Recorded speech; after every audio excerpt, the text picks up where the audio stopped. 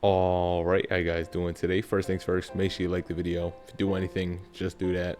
And also, I want to know if you guys are glass half full or glass half empty type of person. Because recently I realized about myself that I'm like a glass half empty kind of person. And I don't really know if that's a good thing or a bad thing. Like, obviously I know that we're called to be joyful, but at the same time, it's like, if I can see that there's an issue, I can see that there's an issue. Like, if I'm eating my meal or if I just sit down on my desk and I have food and I realize, oh crap, my water's half empty. Speaking of which, my water is over there. I'm gonna go grab that.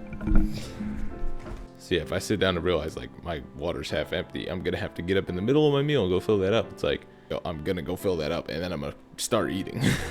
Same thing with like going to the bathroom. I will literally go to the bathroom before I eat so I don't have to interrupt my eating process halfway through. It throws me off. So that's how I realized the glass half empty. But also, so I'm an RA, and so I was going up to fill my water up on the floor above me, and RA up there has her door open. So I'm like, yo, what's up? She's like, look at these roses, aren't they so cool? And they're in a vase with water, and I'm like, first thought that came into my mind, how long are they gonna live? And I'm like, dang, that was negative. And even she said it. She's like a philosophy major, so she like thinks about stuff. Like, she's like, dang, that was negative. Like, could have said, oh, they're beautiful, or oh, that's so cool, but you just said, dang, how long are they gonna live? Like, I was like, yeah, I thought about that too as I said it, but like it was the first thought that came into my mind. And yeah, I don't know. I was thinking like it's pretty negative, just thinking about, yeah, it was cool, but when are they gonna die? But I also think it's pretty real. Like, it's pretty realist, you know? Like, even now I think about this stuff. I think about the bad stuff. I'm like, how long is it gonna last? The good stuff, I'm like, yo, let's try to make this last as long as possible. I'm looking at them roses like, they're gonna die. I don't like to have things that I know, like, they're gonna go away. And you could say, realistically, everything you have is gonna go away. But, like, I want things that are gonna last a long time, right? I don't want something that is like, oh, that's gone. And actually, another example, I was writing an email to one of my bosses, or supervisor, whatever title she want to use. And it was on Saturday, and at the end of it, I'm like, have a good rest of your weekend. And I'm like, why did I say have a good rest of your weekend? Because that kind of puts the focus on, the weekend's almost over. Try to enjoy what's left of it, right? It's not like, oh, just enjoy your weekend or have a great night, you know? It's have a good rest of your weekend. I was like, that's negative. Let me change it. I don't remember what I changed it to, but I was like, that's just bad. I think I just changed it to have a good night or have a good day, something, whatever time of the day it was. But I was like, dang, that's so negative. And I want to like challenge myself to be more joyful. You know what I'm saying? I want to be more joyful. Also, I didn't get to look up the Luke 22 sleep temptations thing that I said I was going to. I looked it up, and then in the search results, I saw another sermon for the same chapter, and I was like, that sounds cool. And it's only 20 minutes. I'll listen to the other one after. I had never listened to it, so we're gonna do that tomorrow. Hopefully this chapter also does not have something I need to look up and learn about. But let's get into Luke 23, NIV, New International Version. Then the whole assembly rose and led him off to Pilate, and they began to accuse him, saying, we found this man subverting our nation. He opposes payment of taxes to Caesar and claims to be a Messiah, a king. Subverting means to destabilize, overthrow, overturn. So he's overturning, destabilizing our nation. So Pilate asked Jesus, are you the king of the Jews? You've said so, Jesus replies. Then Pilate announced to the chief priests and to the crowd, I find no basis for a charge against this man. But they insisted. He stirs up the people all over Judea by his teaching. He started in Galilee and has come all the way here. On hearing this, Pilate asked him if the man was a Galilean. When he learned that Jesus was under Herod's jurisdiction, he sent him to Herod, who was also in Jerusalem at that time. When Herod saw Jesus, he was greatly pleased, because for a long time he had been wanting to see him. From what he had heard about him, he hoped to see him perform a sign of some sort. He plied with him many questions, but Jesus gave him no answer. The chief priests and the teachers of the law were standing there, vehemently accusing him. Yeah, I'd mispronounced this word in a past video. The chief priests and the teachers of the law were standing there, vehemently accusing him. Then Herod and his soldiers ridiculed and mocked him, dressing him in an elegant robe, and they sent him back to Pilate. That day Herod and Pilate became friends. Before this, they had been enemies. Pilate called together the chief priests, the rulers, and the people, and said to them, you brought me this man as one who was inciting the people to rebellion. I've examined him in your presence and have found no basis for your charges against him. Neither has Herod, for he sent him back to us. As you can see, he has done nothing to deserve death. Therefore, I will punish him and then release him. But the whole crowd shouted, away with this man! Release Barabbas to us! Barabbas had been thrown into prison for an insurrection in the city and for murder.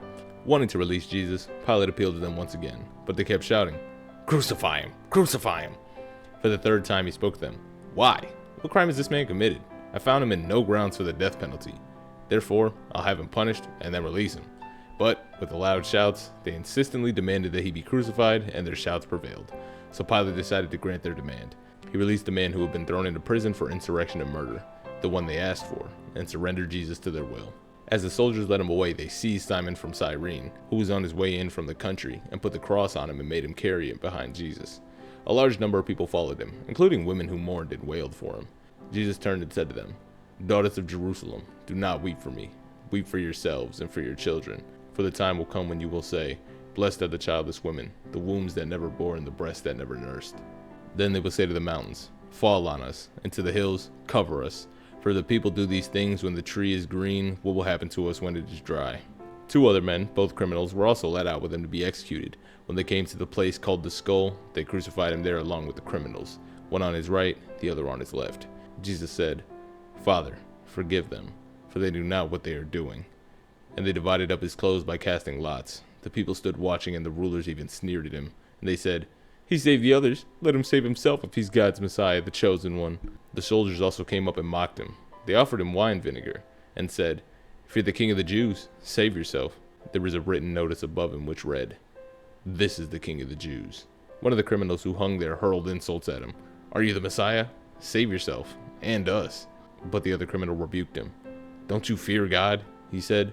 "Since you're under the same sentence, we're getting punished justly, for we're getting what our deeds deserve. But this man has done nothing wrong." Then he said, "Jesus, remember me when you come into your kingdom." And Jesus answered him, "Truly I tell you, today you will be with me in paradise." It was now about noon, and the darkness had come over the whole land until 3 in the afternoon. For the sun stopped shining, and the curtain of the temple was torn in two. Jesus called out with a loud voice, "Father, into your hands I commit my spirit." When he had said this, he breathed his last. The centurion, seeing what had happened, praised God and said, "Surely this was a righteous man." When all the people who had gathered to witness this sight saw what had took place, they beat their breasts and went away. But all those who knew him, including the women who had followed him from Galilee, stood at a distance, watching these things. Now there was a man named Joseph, a member of the council, a good and upright man, who had not consented to their decision and action. He came from the Judean town of Arimathea, and he himself was waiting for the kingdom of God. Going to Pilate, he asked for Jesus' body. Then he took it down, wrapped it in linen cloth, and placed it in a tomb cut in the rock, one in which no one had yet been laid. It was preparation day, and the Sabbath was about to begin. The women who had come with Jesus from Galilee followed Joseph and saw the tomb and how his body was laid in it. They went home and prepared spices and perfumes, but they rested on the Sabbath in obedience to the commandment. I don't really have anything to say about that. I mean, other than if you didn't know, when they offered him like wine vinegar, it was supposed to make something that kind of like numbed the body or like made pain less unbearable.